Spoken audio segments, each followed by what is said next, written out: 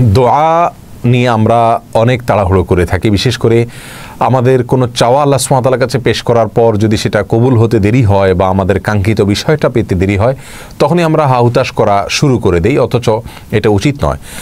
কোরআনে কারিমে আল্লাহ সুবহানাহু ওয়া তাআলা বলেছেন খুলিকাল ইনসানু মিন আজাল, অর্থাৎ মানুষকে সৃষ্টি করা হয়েছে তাড়াহুড়ো থেকে। মানুষের স্বভাবটাই হলো তাড়াহুড়ো করা, এটা মানুষের প্রকৃতি, এটা মানুষের স্বভাব।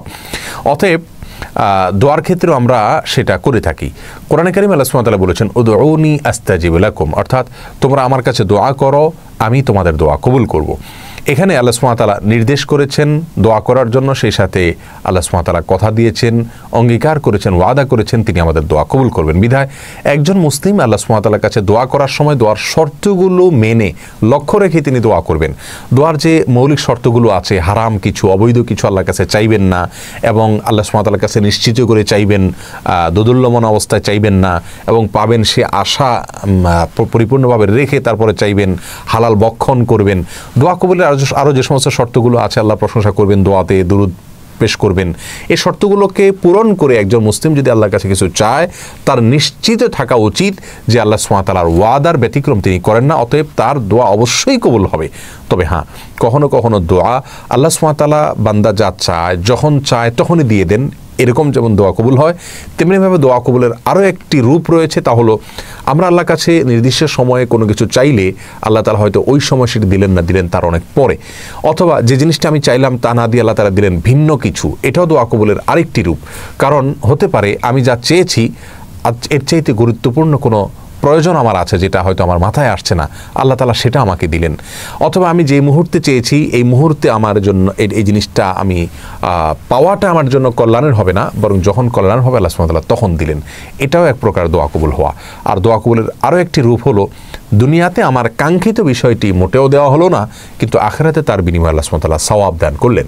বিভিন্ন হাদিস থেকে জানা যায় যে কোনো মানুষ আখিরাতে যখন তার সওয়াব দেখবে এবং সে অবাক হয়ে বিস্মিত হয়ে জিজ্ঞাসা করবে যে আমি তো এই সওয়াব পাওয়ার কথা নয়, যখন তাকে বলা হবে তুমি দোয়া করেছিলে, সে দোয়াকে আমি বিলম্ব করে রেখেছিলাম এবং আজ তোমাকে তার পুরস্কার হিসেবে এটা দেওয়া হয়েছে, তখন সে আল্লাহর কাছে আশা করবে যে আমার দুনিয়াতে কোনো দোয়াই যদি কবুল না হতো, আর যদি সবগুলো আমি আজ পেতাম কতই না ভালো হতো।